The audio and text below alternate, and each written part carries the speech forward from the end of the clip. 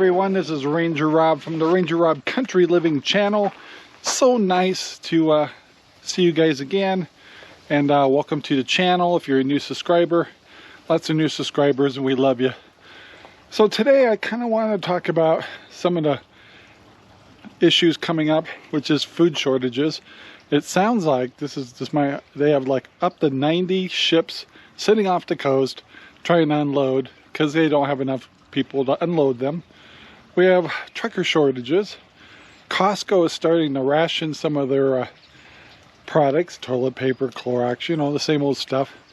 And hopefully in the last year, some of us are starting to learn to put some things away. Now, once again, I advocate just a little at a time here and there, but it adds up. And so what I want to kind of show you is kind of our accomplishments a little bit, and it's just a little at a time, but Sherry and I are pretty close to being, you know, good enough to have almost a year's worth of provisions.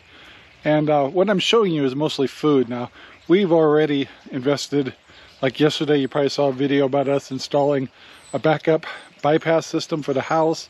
So when I talk about prepping, I'm going to be talking pretty much about food. So let's take a look. Now, I'm in our green room for growing plants, but we've been starting to get so backlogged with Chard stuff that we're actually starting to fill one of our shelves here. So we got pickles in here, relish, and different sauces we've made from our tomatoes.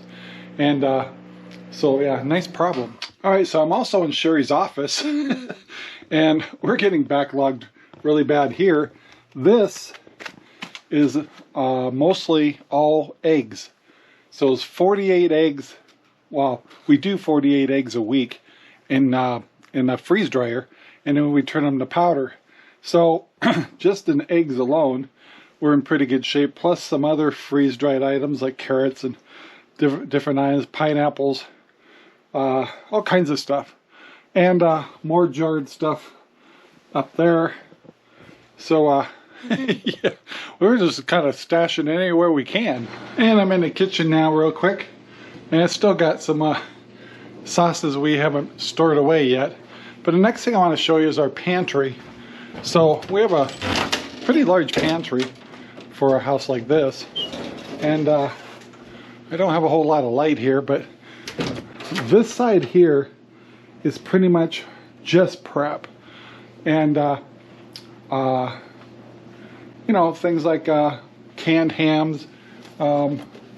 We get those once in a while at Bi-Mart, noodles, all kinds of different types of soups, lots of vegetables, stuff like that that are canned for long term. And then in here is a lot of stuff that is prepping too, but we rotate it. We try to use it. So there's usually 2 of everything in here or more, and we try to continuously go through the products so they get used. But yeah, so that's what we're doing with food. All right, guys, we're going into the garage right now. This is where we keep our freeze dryer, and Sherry's running some eggs right now, and this is our freeze dryer right here. And we keep a lot of preps, like your toilet papers and things like that, up here. We do have some freeze-dried food, but we do our own a lot now. We do keep a lot of products over here. We're actually starting to get this set up for prepping. We don't put foods that are sensitive to temperatures or anything out here because this garage can get pretty warm. We also put a lot of basics in here, like tin foils, saran wraps, different toiletries, cleaning solutions, stuff like that in here. And I think we got a little more in here too. That's more for taking care of cleaning and gardening. So yeah, we're constantly working on it. Lots of paper products. We always kind of keep an extra case. And so since we've been doing it slowly and surely, means that we're not going into the stores and hoarding it. We buy just a little at a time and get these things closed. And yeah, now in our main shop, Come on, Cinder, go ahead. In our main shop, I'm not going to go out there. This is where we keep a lot of our cooking stuff, our stoves, radios, some odds and ends for prepping, battery charging systems, tons of stuff. And so, like I said, we just keep adding to our stuff every once in a while. So, you know, like when I go to Bi-Mart, I'll get a lot of the Idaho potatoes that are dry in little packets, because they'll have them on sale for like 87 cents a piece. And those things are awesome. You just add hot water and you got mashed potatoes just like that. So I'll buy like a couple of those, not a lot, just here and there. And over time, you'd just be amazed how well you could be prepared. We also do things like we have extra fuel. And now I'm just very glad that now we have generator backup bypass systems on the house and also on the pump house behind the cars here. I can run, if I have a large generator, I can run the house and the pump house. If I don't want to put the load on the generator, right now I only have a 5,000. I'll probably have to get a bigger one, so I'll have to run separate generators if I want to run both. But what a nice feeling to know that no matter what happens, Sherry and I can still be warm and cozy, and we don't have to worry about going to stores or anything. And you can look at this as just in case of emergencies, in case Mount Hood decided to erupt and people can't get around or something, we have to stay in a lockdown. Whatever comes up, whether earthquakes, anything like that, where we have to hold still, we're in pretty good shape. Now, Sherry and I are going with the concept that we really don't want to do a bug out bag kind of thing. We do keep emergency things in our cars in case our cars break down and stuff, but at our age, the only reason we'd leave our property is in case the emergency was affecting our property, like a fire or something. But my attitude is, all these guys are so much as like, oh, you got to bug out and go out to the mountains. Great, but how are you going to carry all the stuff you need? And if you're walking around with a big old backpack on, all that is advertising to people he's got stuff we want to take. So that's my last resort. Bugging out is definitely the last resort. But once again, this is not living in fear. This is living in practicality. When we talk about being prepared, and if it makes you feel better not using the word prepping, but being prepared is just a smart thing to do. Our grandparents did it, our parents did it, and we should be doing it too. This way of living that we have right now, obviously at the beginning of the video I was telling you all the rations and problems we're having. It's just showing it's not sustainable. So learning how to can, and sure, that's what this channel is all about, is showing you that there's some stuff where we're doing that I've never done before. Like last night, I actually made my first bok choy soup. Never cooked bok choy before. Never boiled pork before, which is just pork chops cut very thinly, and chicken broth type of thing. It was delicious. And I got the recipe off of a guy that's from China, and his son interprets his cooking. So I wanted to make an authentic bok choy soup, and it was actually really good. And that was a first for me. So Sherry and I would just learn how to make sauces stuff. First year doing it. That's what we're all about, is guys, we're not belittling anybody. We're showing you that we're learning as you're learning, and we're doing, and we're walking. Instead of talk the walk, we're walking the walk. Does that make sense? So that's what this channel is all about, is, hey, we're learning new things. I didn't know anything about bypass systems on a house. Got that all done. Took me a year to get all the bypass systems in and the extra electrical in, but it's done. So yay. So I hope that we inspire you to kind of like, hey, just throw a few more things in the pantry, and maybe if you want to learn how to grow a couple simple things. I was talking just a few videos ago about how to do your own hydroponics. It's fun, it's nice to have fresh lettuce and things like that. So yeah, in here is try it, do it, go for it. That's what we're all about here. I was just getting ready to go out to the garden here, and Belle's still working on a bone that we gave her yesterday. So she definitely knows how to work them bones for a while. Cinder, she can go through a bone in a couple hours. She's the master. So definitely a pretty day here in Central Oregon. Basically things are lightening up a little bit. Then it's going to be cleanup, taking plants out and stuff. Corn has got this pretty little die out it's doing. Very October-ish. And we always check the tanks, make sure they have lots of nutrients in them. Everything's looking pretty good here. Don't see any emergencies going on.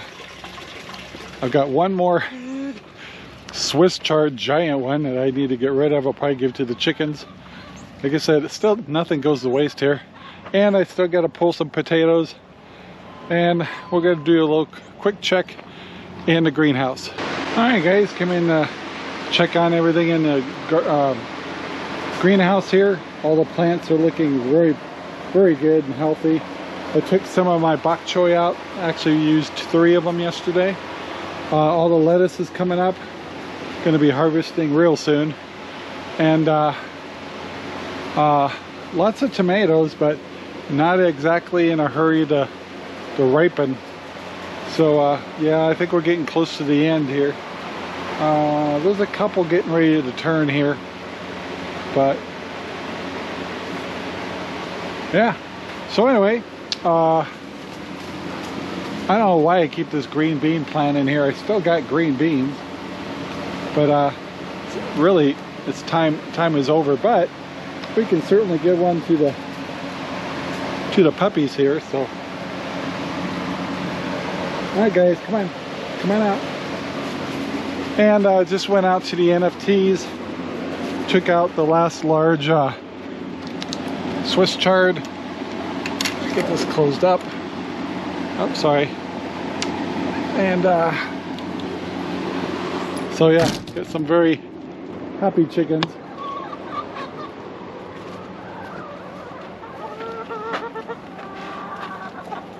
They'll pretty much just eat the greens, and when they're done I'll take these stems out of here and put them in the compost bin in the back. But yeah, and let's go check on the strawberries.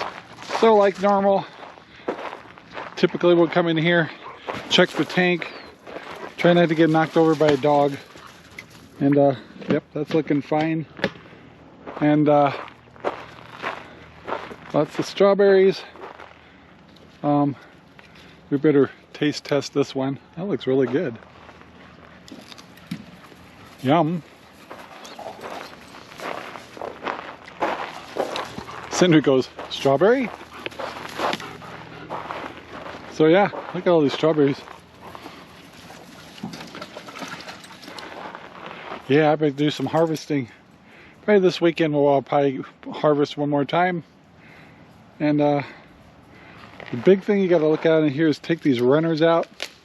Usually I cut them out, but we don't want the plants putting energy into runners. We want to put energies into strawberries. So yeah, typically I cut them out, but sometimes they pull out pretty easy. Yeah, we don't want to pull that one.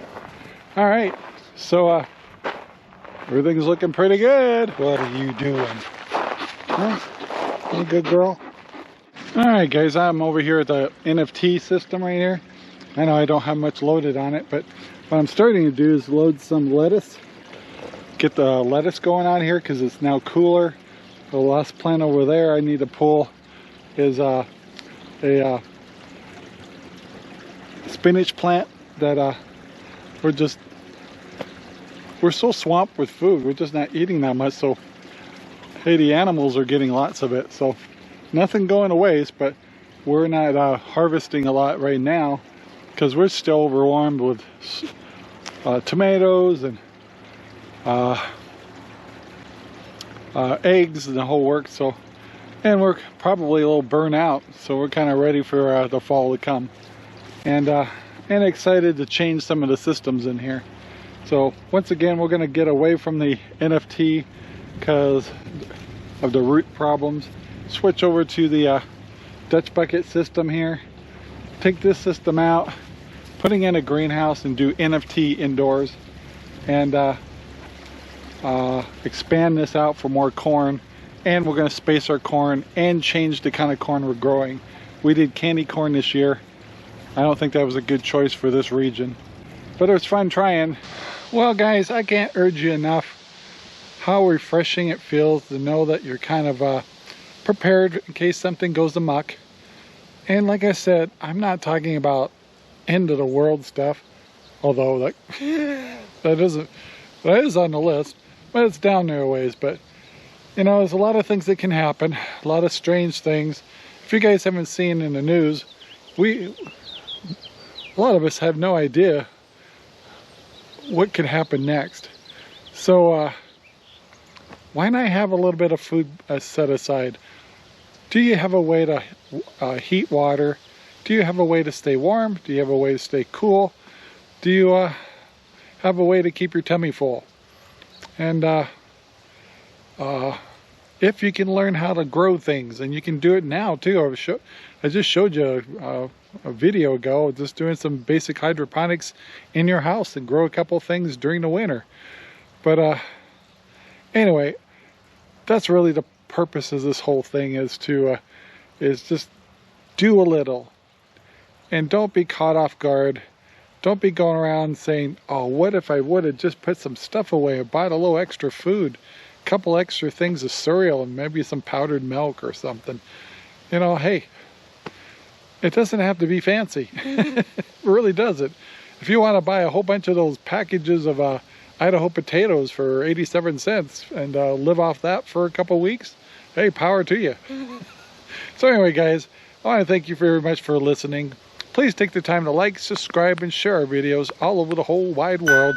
And in the comments below, let us know what you're doing about prepping or getting prepared, and what do you do for emergencies. And you know, different states are going to have different issues too. So I'd love to hear what you guys are doing about being prepared.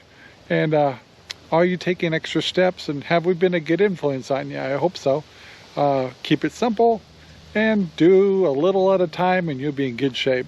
So guys, talk to you later. Have a great day. Bye now. Our videos are made possible by Ranger Rob Poopy Bags, available at Amazon right now.